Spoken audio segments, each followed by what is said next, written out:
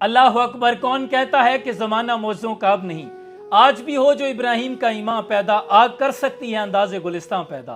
Screen पर आप जिस शख्स की तस्वीर देख रहे हैं, आमिर कज़ाफ़ी नामी शख्स, जिसका ताल्लुक लीबिया से है, जिसने इस साल हज बैतुल्लाह के सफ़र की नीयत बांधी और अपनी फ़्लाइट के लिए जब एयरपोर्ट पर पहुंचा तो नाम के साथ कज़ाफ़ी होने की वजह से सिक्योरिटी की जानिब से इसे सिक्योरिटी क्लियरेंस ना दी गई, जहाज़ पे सवार होने की परमिशन ग्रांट ना हुई और यहाँ तक कि बोर्डिंग गेट क्लोज हो गया और फ्लाइट आमिर को एयरपोर्ट पर छोड़कर ही परवाज भर गई अपनी मंजिल की जानिब। जब अमले की जानिब से आमिर को बताया गया कि परवाज जा चुकी है, इट्स ओवर, अब आप घर चले जाएं और अगले साल हज की दोबारा कोशिश कीजिएगा, अल्लाह आपको दोबारा सादत अता कर देगा।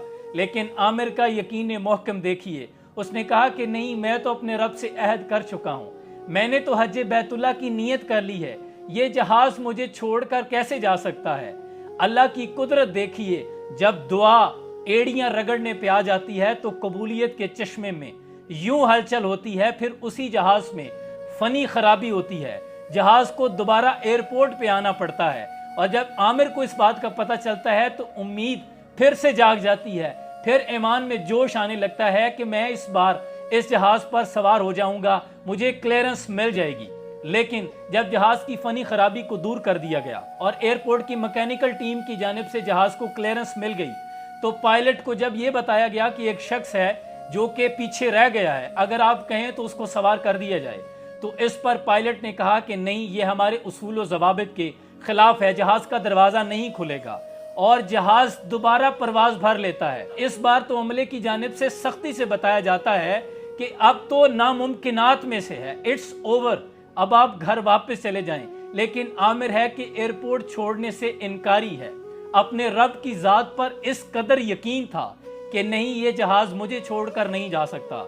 अल्लाह की कुदरत देखिए कि जहाज में दूसरी मर्तबा फिर कोई और फनी खराबी हो गई और जहाज को दोबारा एयरपोर्ट पे आना पड़ा। इस बार जब जहाज को मैकेनिकल टीम की जानिब से फनी खराबी दूर करके क्लियरेंस दे दी गई तो जहाज के पायलट ने कहा कि मैं इस बार आमिर को एयरपोर्ट पर छोड़कर नहीं जा सकता। आमिर को खुसूसी इजाजत दी गई और बड़ी इज्जत और तकरीम के साथ जहाज में सवार किया गया और फिर जहाज तमाम आज़मीन हज को लेकर मंजिल की जानिब रवाना हो गया। इसे कहते हैं यकीन मोहकम। न जाने अल्लाह को इस अपने बंदे की कौन सी अदा पसंद आई। जहाज की दुनिया में बड़ा मुनफरिद वाक़या है, ऐसा कभी नहीं हुआ।